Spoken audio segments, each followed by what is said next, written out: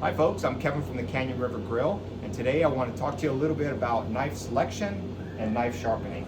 Now, a sharp knife is essential to any cook for efficiency and proficiency in the kitchen. Oftentimes I see people that have knives and they have really good knives. They spend a lot of money on them, they've carefully selected them, they love them, but they don't sharpen them because they're afraid to sharpen them. They don't want to waste their metal, or they don't really know how, or maybe they take them out to a knife sharpener. It costs a lot of money. You don't have your knives for a while, and it's all kind of just a hassle. Learn to sharpen knives, folks. It's really easy, and once you get proficient at it, I think you're really going to enjoy it, and you're also going to love having a sharp knife. So let me just talk to you a little bit about my knives. So I typically tend towards, just because of my my classical training, that I use the classic French style knives. And what I mean by that is, so this is a Japanese knife. This is my Japanese sashimi knife, and it's sharpened on one side, and it uses a whole different technique. And if you're interested, Chef Taichi Kitamura just demonstrated on our website how he does his knives, and it's brilliant and efficient, and his knives are razor sharp. And so my style is more of a classic French technique, even though I use a Japanese waterstone. And so this is a French knife, okay? It's called a French knife, and it's made for this particular motion, which is good for slicing or chopping or cutting vegetables. It's a large knife, so I can work with large vegetables. Here's a smaller version of it. Now these are knives by Shun, which is made in Japan, ironically, but they're French style knives, and they're sharpened on both sides, okay? So this particular knife is very comfortable in my hand. I like to use it for small work, cutting onions really fine, or vegetables really fine. If I'm doing brunoise or matignon, I go for this knife. And of course, when I'm doing fish, I have a Shun. This is a very stiff boning knife, and it's excellent for breaking down halibut, breaking down salmon. I say this particular knife doesn't, it holds up really well, holds an edge really well. It's very sturdy. I can go through, I can use it, and it still holds its edge. And this, of course, is one of my favorite slicers, which is also good for sashimi. Okay, it's a great sashimi knife, but it's great for carving meat, and it's also great for skinning large fish, large fillet. And then two other things that I use every single day is my vegetable cleaver, but this particular cleaver also gets double duty for breaking down chickens. It makes quick work of chickens and lamb, things like that have bones in the nature. And when I do that, I don't recommend it, because eventually it's going to damage your knife. But for me, my knives are not precious. I don't spend thousands and thousands of dollars on a knife.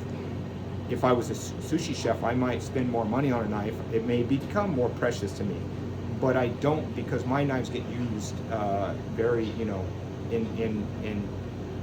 heavily used in the kitchen. Somebody might borrow my knife. I don't become too attached to them because they're tools for me. But it really is important to keep it sharp. And also, this is my serrated edge knife. When you're cutting bread, use the serrated edge knife. When you're cutting tomatoes, use the serrated edge knife. Anyway, enough about that. The other important piece of the puzzle is that when I'm sharpening my Japanese steel, I use a ceramic honer, okay, and I use a Japanese waterstone, okay. I don't use oil stones, folks. Don't ever put oil on a waterstone. I'm sure you know that when you're going to sharpen it. This is a pretty good one. It's dual purpose. It has two levels of grit, one fine and one coarse or medium coarse, and so it's really easy to use.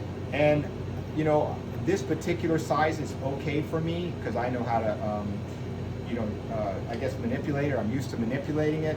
But sometimes when you're using a larger knife, maybe you would want a larger stone. Depends on how much room you have. If you notice, Tai Chi had 3 stones, and I just have 1.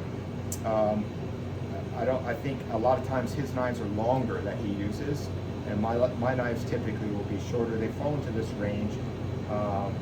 and it's a good one-size-fits-all knife.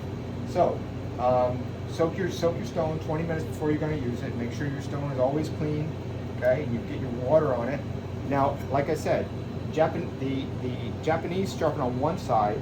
The traditional French style is sharpened on both sides. And now here's the thing: your angle is very important. The more of a sharper angle you have, okay, the more of an angle you have, the sharper your knife will be, but also the more delicate the blade will be. Okay, so the sharper you get it, the more delicate it is. So you can have a knife like a razor, but you go to chop parsley on it on your cutting board and it'll start cracking off. That's the thing. That's the thing about these shoe knives. They can get very, very sharp, but they're brittle. Okay, so you have to be careful with it. And in fact, 15 to 20 degrees is the angle that you want to be at. And in fact, but Japanese knives, I'm told, prefer around a 17-degree angle, and French knives go more for a 20-degree angle. But the spectrum is between 15 and 20 degrees. Okay, so the more angle you have, the sharper your knife's going to be, but the more delicate it's going to be. So anyway, I'm going to show you my technique here. So when I sharpen my knives, I don't go for speed. I don't want to try to do a lot of flash. Okay, I start slow and deliberate. Slow and deliberate. And look at, I kind of use my body when I do it. And I turn the knife, the tip of the knife travels down. The tip of the knife travels down. I don't go straight across. Okay, the tip of the knife travels down. So again, and I'm putting a good amount of pressure on this knife. I'm putting a good amount of pressure on this knife. And I'm holding my angle. And if you actually, feel the amount of pressure I have, okay? And I want to sharpen this knife as little as possible, because every time you drag a knife across the stone, you're actually taking a little bit of steel off your knife. Okay, now you see how a knife has a tang. The further you go up, the further you sharpen it, the more your knife will be at a fatter, wider angle.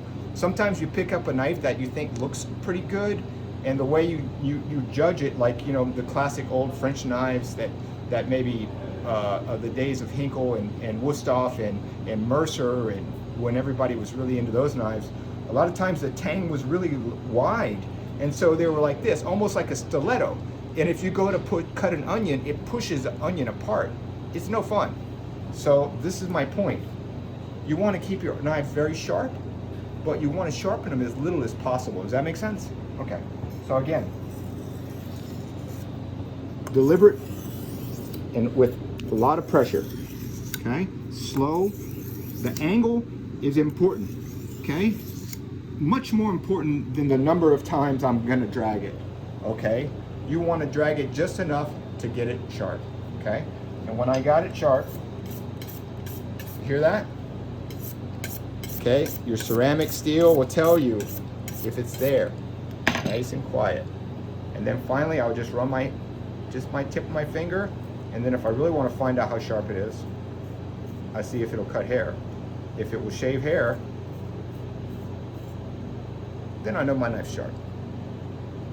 There you have it, folks. That's my take on sharpening knives.